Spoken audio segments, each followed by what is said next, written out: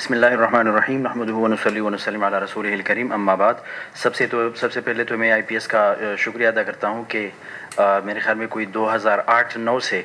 میرا IPS کے ساتھ استفادے کا، یہاں آ کر سیکھتے رہنے کا ایک تعلق قائم ہے اور انشاءاللہ تعالی مرتے دم تک قائم رہے گا۔ مجھے جو موضوع دیا گیا ہے وہ ہے فقہ حنفی یا فقہ اسلامی کے روح سے مذہبی آزادی اور قادیانیوں کے حقوق سے متعلق ہے۔ تو توہین کے بارے میں، توہین مذہب کے بارے میں یا توہین رسالت کے بارے میں جو مذہبی قانون ہے، اس پر تو بہت زیادہ تفصیل سے لکھا گیا۔ جس طرح ایڈوکیٹ صاحب 4 کتابوں کا بتا رہے تھے، یہ تو وہ 4 امہات الکتب ہے۔ ان 4 کتب کے علاوہ بھی درجنوں کتابیں اس موضوع پر لکھی گئی ہیں۔ میں مختصراً فقہا کی، جو مشہور فقہا ہیں، ان کی آراء کی طرف اشارہ کروں گا۔ وہ یہ کہ جو جمہور ائمہ ثلاثہ ہے، امام مالک، امام شافعی اور امام احمد ابن حنبل، اور ایک قول کے مطابق امام ابو حنیفہ بھی، ان کی رائے یہ ہے کہ توہین رسالت بذات خود ایک جرم ہے جس کی سزا قتل ہے، سزائے موت ہے۔ یہ ان تینوں ائمہ کا یا جمہور فقہا کا مسلک ہے۔ ان کے علاوہ جو امام ابو حنیفہ کا دوسرا قول یا علامہ شامی رحمہ اللہ کی تحقیق کے مطابق ظاہر الروایہ یا سٹینڈرڈ حنفی پوزیشن جو بنتی ہے، وہ یہ ہے کہ توہین رسالت ارتداد ہی کی ایک شکل ہے۔ توہین رسالت ارتداد ہی کی یا دین اسلام سے پھر جانے کی ایک شکل ہے۔ پھر آگے اس کی تفصیلات یوں طے کرتے ہیں کہ اگر مسلمان کہ اگر غیر مسلم توہین رسالت کا ارتکاب کرے تو اس پر سیاسہ کا اطلاق ہوگا۔ سیاسہ کا اطلاق کرنے کا مطلب یہ ہے کہ کیس کی نوعیت کو دیکھا جائے گا، سرکمسٹینشل ایویڈنسز کو دیکھا جائے گا، نیچر آف دا کرائم کو دیکھا جائے گا، اور عدالت جو سزا مناسب سمجھے وہی سزا دے سکتی ہے، اور یہ سزا بعض اوقات سزائے موت بھی ہو سکتی ہے۔ اگر توہین رسالت کا ارتکاب کوئی مسلمان کرے تو یہ ارتداد کی ایک شکل ہے۔ اب اگر کوئی خاتون توہین رسالت کا ارتکاب کرتی ہے تو خاتون کو حنفی فقہ کے مطابق جنگ کے دوران بھی لیجٹمیٹ کمبیٹنٹس کے طور پہ نشانہ نہیں بنایا جا سکتا۔ اس لیے توہین کے مقدمے میں بھی خاتون کو ارتداد کی بنیاد پر سزائے موت نہیں دی جائے گی، کیونکہ اب فقہاء حنفی اس کی تعلیل یوں کرتے ہیں، ریزننگ یہ کرتے ہیں کہ جنگ کے دوران جب خاتون آئی ہوئی ہوتی ہے میدان جنگ میں، جب اور اسلامی ریاست کے اندر یا تو وہ مستامن کی حیثیت سے یا وہ ذمے کی حیثیت سے رہتی ہوگی، اس کے ساتھ اسلامی ریاست کا ذمہ کا ایک عقد قائم ہو چکا ہوتا ہے، تو عقد ذمہ توہین رسالت کے عمل سے ٹوٹتا نہیں ہے، کیونکہ کفر توہین سے بڑا جرم ہے۔ جب کفر کے ہوتے ہوئے اسلامی ریاست نے اس کے ساتھ امن کا عقد قائم کر لیا، ذمی کا عقد قائم کر لیا، تو توہین جو کفر کی ایک شکل ہے اس سے یہ عقد ٹوٹ نہیں سکتا۔ تو خاتون کو مجبور کیا جائے گا، اس کے اگر کوئی اشکالات ہیں تو ان اشکالات کو رفع کرنے کے لیے اسکالرز کو، اہل علم کا انتظام کیا جائے گا تاکہ وہ ان کو قائل کیا جا سکے، ان کو مطمئن کیا جا سکے دین اسلام کی طرف واپس آنے پر اور اپنے عملی توہین سے توبہ کرنے پر۔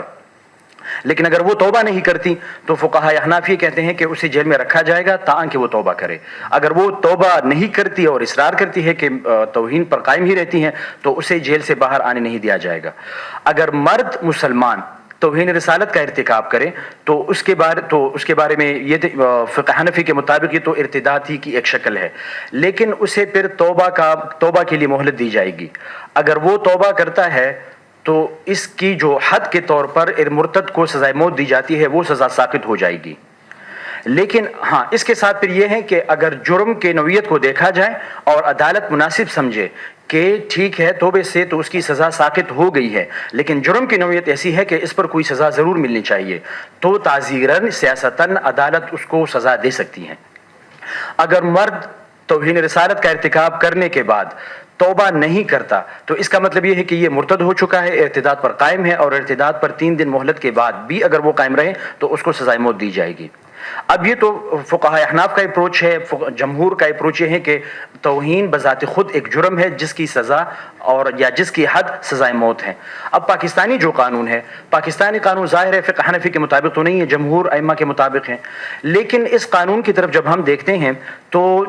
میرے خیال میں اس قانون کے ساتھ مزید قانون سازی کی ضرورت ہے۔ وجہ یہ کہ اگر اس جرم کو بذات خود حد مان لیا جائے جس طرح کے جمہور کہتے ہیں تو حد کو ثابت کرنے کے لیے اپنا ایک پروسیجر ہوتا ہے۔ خاتون کی گواہی ایڈمیزیبل نہیں ہے، چار مردوں کی گواہی، چار مردوں کی گواہی ضروری ہے اس کے لیے، خاتون کی گواہی ایڈمیزیبل نہیں ہے. اس بارے میں پروسیجرل اسپیکٹ کے بارے میں پاکستانی قانون کے اندر ہماری رہنمائی نہیں ملتی ہمیں. اسی طرح دوسرے جو توہین قرآن ہے، مثال کے طور پر کوئی شخص قرآن کی توہین کرتا ہے، اس پر پاکستانی قانون کے اندر 10 سال کی قید کی سزا ہے. اب اسلامی قانون کو دیکھ کر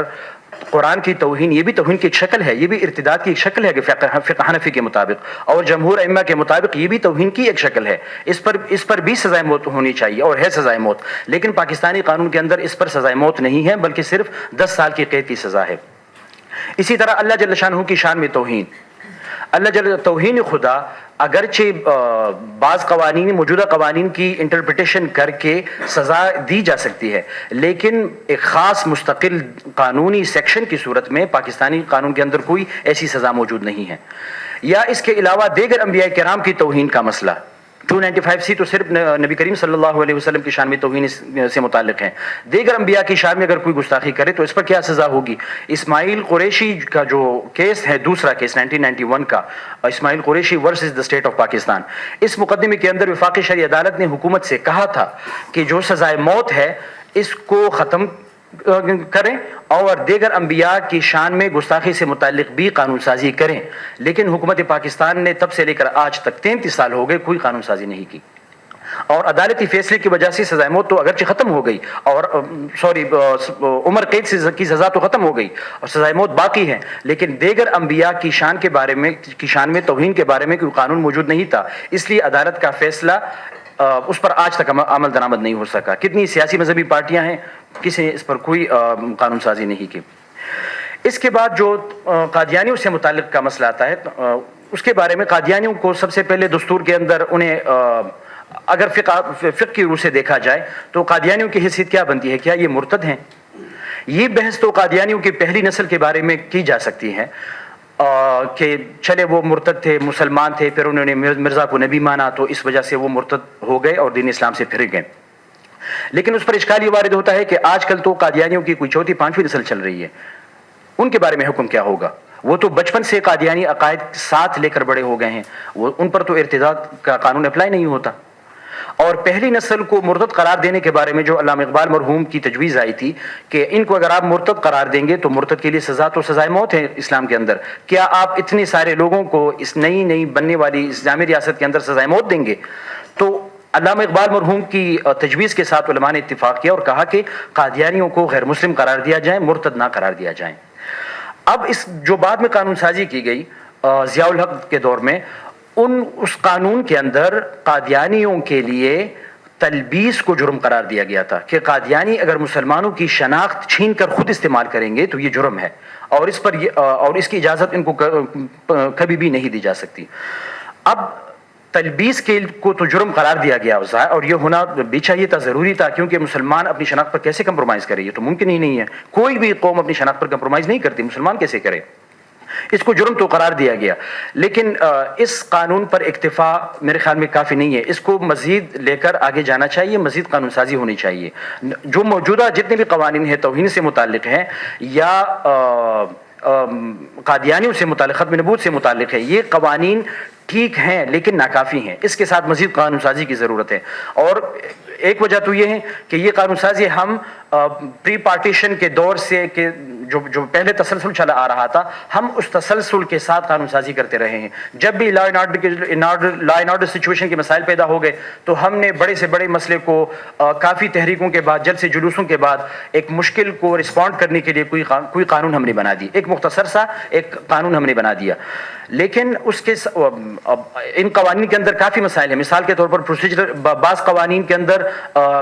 جو اسٹرکٹ لائبلٹی اوفینسز قرار دیا گیا، بعض قوانین کو اسٹرکٹ لائبلٹی اوفینسز نہیں قرار دیا گیا. یعنی بعض قوانین ایسے ہیں جہاں پر مجرمانہ نیت، ان افعال کو جرم ثابت کرنے کے لیے ملزم کی مجرمانہ نیت ثابت کرنا ضروری ہے. اور بعض قوانین ایسے ہیں جن میں نالج، انٹینشنلی، میلیشیسلی یا اس طرح کے الفاظ نہیں ہیں، جس کا مطلب یہ ہے کہ وہ اسٹرکٹ لائبلٹی اوفینسز ہے، مجرمانہ نیت کو ثابت کرنے کی ضرورت ہی نہیں ہے، اور جیسے ہی ملزم سے وہ عمل صادر ہوا تو وہ جرم ہو گیا، لہٰذا وہ مستوجب سزا ہے. تو اس پہلو سے بھی یعنی خلا ہے اس قانون کے اندر، اور اس خلا کو عدالتوں سے اپنی مرضی کے انٹرپریٹیشن لینے کی بجائے مزید وسیع قانون سازی کی صورت میں ہی پورا کرنا زیادہ مؤثر ہوگا۔ مثال کے طور پر جو قادیانیوں سے یا غیر مسلموں سے متعلق اسلامی قانون ہے ہمارا، اسلامی قانون کے اندر غیر مسلموں کی کئی قسمیں بتائی جاتی ہیں، اہل کتاب ہے، مشرکین ہے، منافقین ہے، مرتد ہے، زندیق کا ایک تصور ہے۔ اب قادیانیوں کی خاص حیثیت غیر مسلم ہونے کے بعد غیر مسلم ہونے کی حیثیت سے ایک خاص حیثیت کو دینے کے لیے دو واقعات سے عمومی طور پر استدلال کیا جاتا ہے۔ ایک مسیلمہ کذاب کا واقعہ، جس میں مسیلمہ کذاب صرف نبوت کا مدعی نہیں تھا بلکہ نبوت کے دعویدار ہونے کے ساتھ ساتھ وہ رسالت مآب صلی اللہ علیہ وسلم کے حق اقتدار کو بھی چیلنج کر رہا تھا۔ تو اس واقعے سے استدلال کیا جاتا ہے کہ قادیانی نہ صرف یہ کہ مرزا کو نبی مانتے ہیں اور نبی کریم صلی اللہ علیہ وسلم کو آخری نبی نہیں مانتے، بلکہ یہ پاکستانی ریاست کے ریٹ کو، اس کے قانون کو نہیں مانتے۔ تو زندیق کے تصور سے، مسیلمہ کذاب کے تصور سے استدلال کیا جاتا ہے۔ دوسرا، زندیق کے تصور سے بھی استدلال کیا جاتا ہے۔ زندیق اور منافق میں فرق یہ ہوتا ہے کہ مرتد تو وہ ہے جو مسلمان تھا اسلام سے پھر جائے، منافق وہ ہے جو مسلمان ہے ہی نہیں بلکہ صرف اسلام کو ظاہر کرتا ہے، اور زندیق بھی یہی ہوتا ہے کہ جو اسلامی امور کو استعمال کرتا ہے اپنی شناخت کے لیے۔ لیکن فرق منافق اور زندیق میں یہ ہے، زندیق اور منافق میں فرق یہ ہے کہ منافق خواہ گرفتار ہو یا نہ ہو تب بھی وہ اپنا نفاق، اپنا کفر چھپاتا ہے، جبکہ زندیق گرفتاری سے قبل تک تو اپنا کفر نہیں چھپاتا، لیکن جیسے ہی اس کے خلاف قانون حرکت میں آئے تو وہ اپنا کفر چھپانے کی کوشش کرتا ہے سزا سے بچنے کے لیے اور قانون کو اوائڈ کرنے کے لیے۔ تو اتنے ساری اقسام ہیں اسلامی قانون کے اندر، اور ہم ختم نبوت کے سے متعلق قانون سازی کرتے وقت ہم نے اس وسیع لیگل ڈسکورس سے فائدہ ہی نہیں اٹھایا۔ تو جو جتنی بھی سیاسی ہماری پارٹیاں ہیں، اور یہ ایک پالیسی فورم ہے، تو میرے خیال میں اسلامی نظریاتی کونسل کے ساتھ اگر مل کر IPS ختم نبوت یا فیتھ سے متعلق جامع قانون سازی کے لیے کوئی جوائنٹ انیشیٹو کرے تو زیادہ مفید اور زیادہ بہتر ہوگا میرے خیال میں۔